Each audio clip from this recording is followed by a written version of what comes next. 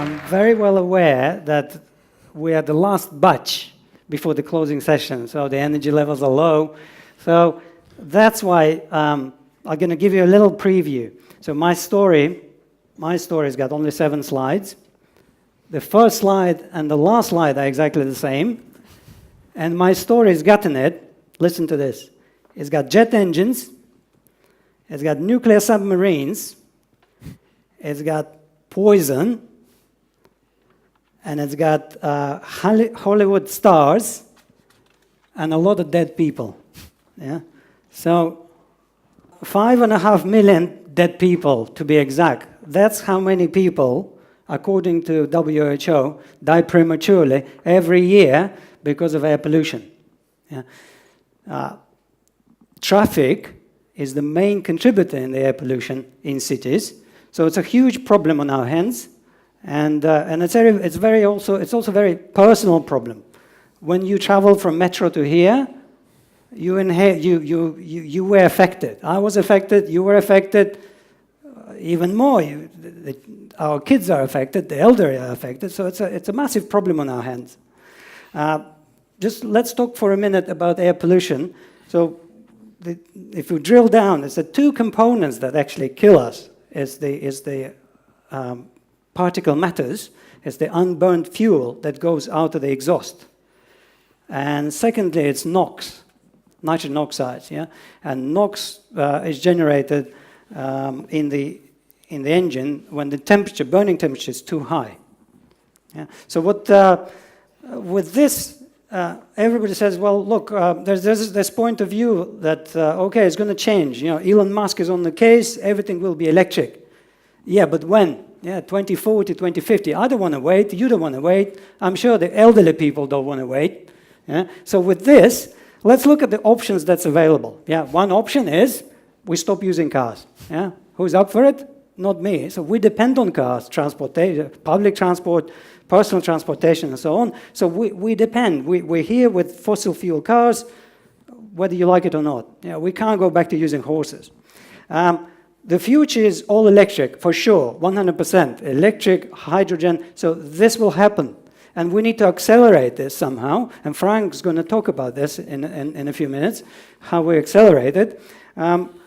Question is, what can we do today? The theme of this conference is change now. What can we do now? Yeah? Can we not do? Wouldn't it be nice if we can just make all the fossil fuel cars cleaner? Yeah? And let's look at the technology that exists there. There are technologies that we can tap on today that are cleaner. One of them is called hydrogen fuel enhancement. This technology has been around for 20 years, 30 years. All the gas turbine engine, jet engine manufacturers have been using it for years. And what it does is, if you inject small amounts of hydrogen into the combustion chamber, the hydrogen molecules, they move very, very quickly. So they penetrate, and they penetrate very well, and they also burn 5 times faster than normal fuel. So what it does, it burns the fuel completely, so you do not have, you have a lot less particles on the exhaust. Okay? What it also does, it lowers the burning temperature. Yeah? So we generate a lot less NOx. So we kill 2 birds with 1 stone. Yeah? Less particles and less NOx. Great. Why can't we use this in cars? Yeah? Well, first of all, how do you get hydrogen into cars? You don't want to carry a bottle of hydrogen with you while you're driving. It's dangerous. It's complicated.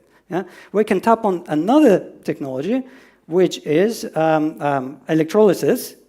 And this technology has been around for quite a while. Yeah? You take water, you split water with electricity into hydrogen and oxygen. Great. Why can we not use it in cars? And people tried. People tried for 20, 30 years. The big problem there's two big technical issues that are very difficult to solve. One is you need very high current, 35, 40 amps to be exact. And your car battery can carry 2 amps, 3 amps, but not 35 amps. Yeah? The other big nasty problem is the hexavalent chromium, and that's a nasty chemical. Yeah? And in fact, it was the hexavalent chromium poisoning was it's a real life story portrayed by Julia Roberts in Erin Brockovich, award-winning Erin Brockovich movie, and that's in fact the largest direct action lawsuit settlement in the American history. So you don't want to deal with this. This is a nasty chemical. So we're kind of stuck now. We have the technology we could use, but these two technical problems, high current requirements and hexavalent chromium, they can't let us move. And with this, let me bring you 200-300 meters under the surface and introduce you to Brian. Yes, this is Brian, a friend.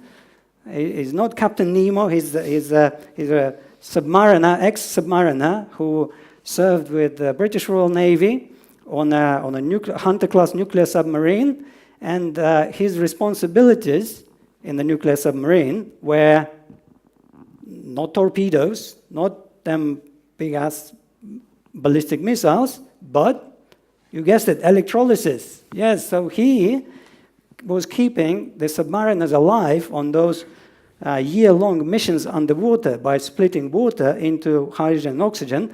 Well, he didn't need hydrogen at that time, so he disposed of it. He used oxygen to keep the submariners alive.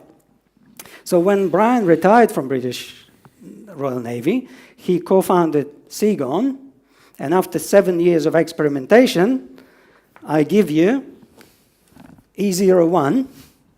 Yeah, so that's the device. So that's the device that uses only 1.5 amp of current, not 40, 1.5 amps, so totally feasible for cars. And it produced purest hydrogen, no nasty gases.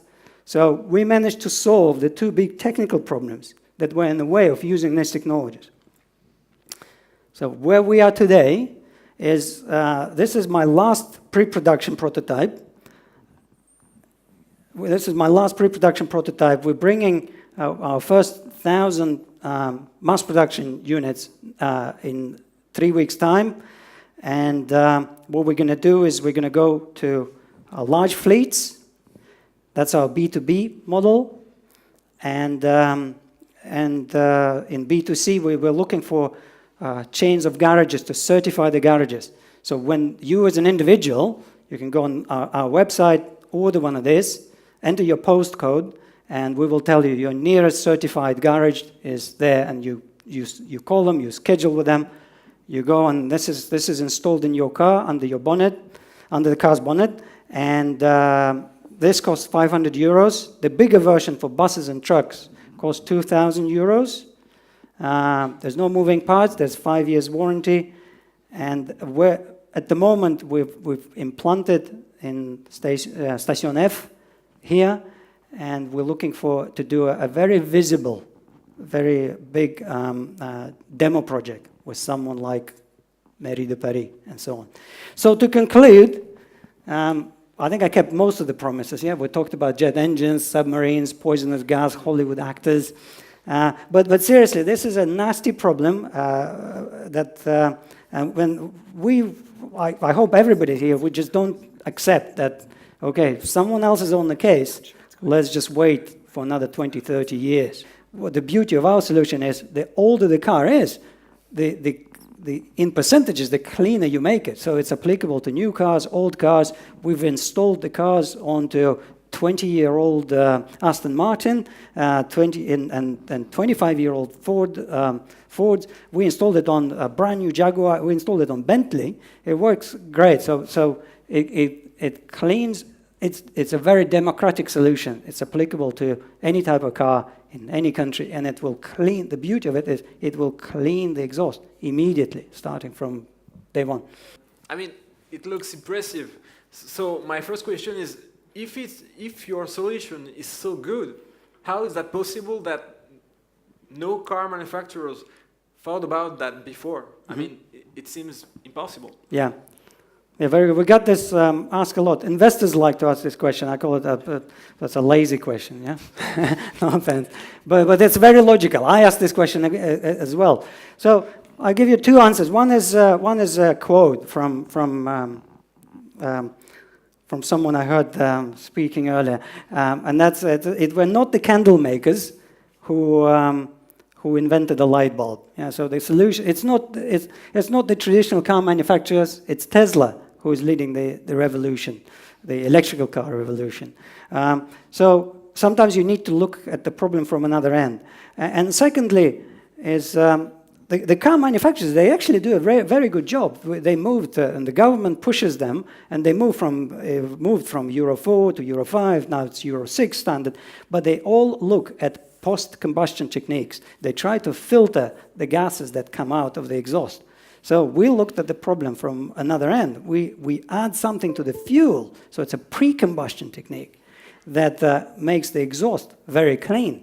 Yeah? So sometimes you really need to look at the problem from the other end. And lastly, the skill set that allowed us to break this wall, the breakthrough came actually from another field. It's someone who understands chemistry, electrolysis. It's from Submariner. So I guess it just didn't fit with the car OEM. But I think at some point, every car will be equipped with a device like this.